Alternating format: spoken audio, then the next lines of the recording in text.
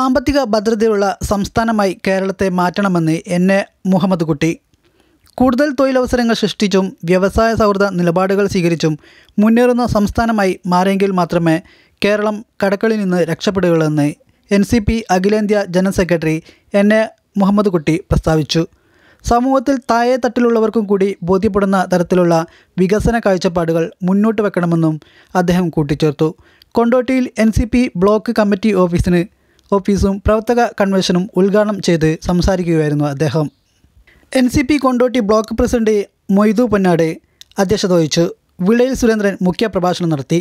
NCP നേതാക്കളായ Nadir Shah Kadayikkal, Rahmathulla Kalikavu, Parthasarathy, NYC സംസ്ഥാന president Shaji Alathiyur, advocate Rauf Vilayil, Pavithran, Unni Amayur, MKM Kutty Vayakkad, BP Subramanian Nair, Rasheed Vattapparamban, Prasad Edakkara, Faisal Kadampuzha തുടങ്ങിയവർ സംസാരിച്ചു.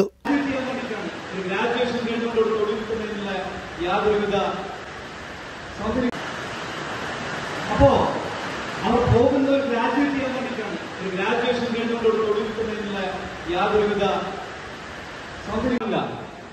എല്ലാ വാർഡുകളിലുമുള്ള 10 പേർക്കെങ്കിലും ഒരു വാർഡിൽ സ്ത്രീകൾക്ക് അത്തരത്തിൽ തൊഴിലവസരങ്ങൾ സൃഷ്ടിച്ചുകൊണ്ട് മാസം 10,000 രൂപയുടെ വരുമാനം ഉണ്ടാക്കാൻ നമുക്ക് കഴിയും.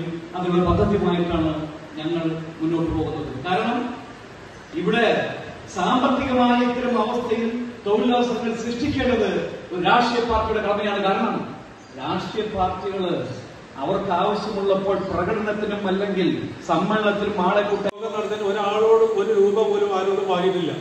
സാധാരണഗതിയിൽ തൊഴിലാളികൾക്ക് ഒരു ക്ലാസ് കൊടുക്കുന്ന എല്ലാ യൂണിയൻകാരും 50 രൂപ അല്ലെങ്കിൽ 100 രൂപ പ്രവേശന ഫീസ് വാങ്ങിയതിനു ശേഷം ആളുകൾ ഒഴുകി ഇത് കടത്തിവിടുള്ളൂ. കാരണം ചെലവ് കാര്യങ്ങൾ ബാക്കിയുള്ള കാര്യങ്ങൾക്കൊക്കെ. അപ്പൊ ഇതൊരു ഭീമമായ സംഖ്യ നമുക്കിവിടെ ചെലവാണ്. ആരോടും ഒരു പൈസ വാങ്ങിയിട്ടില്ല. അത് ഞങ്ങൾ കുറച്ച് ആളുകൾ എടുത്തു കൂട്ടിയിരിക്കുകയാണ്. ഒന്ന്.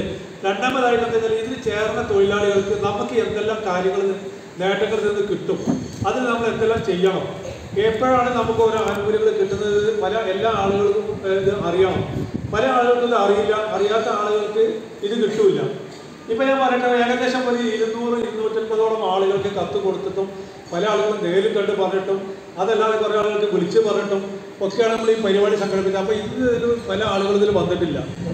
വന്ന ആളുകൾക്ക് ഇവിടെ എന്തെല്ലാം ആനുകൂല്യങ്ങൾ കിട്ടാണ്ട് എന്നുള്ള ആ വിവരം കാര്യങ്ങളൊക്കെ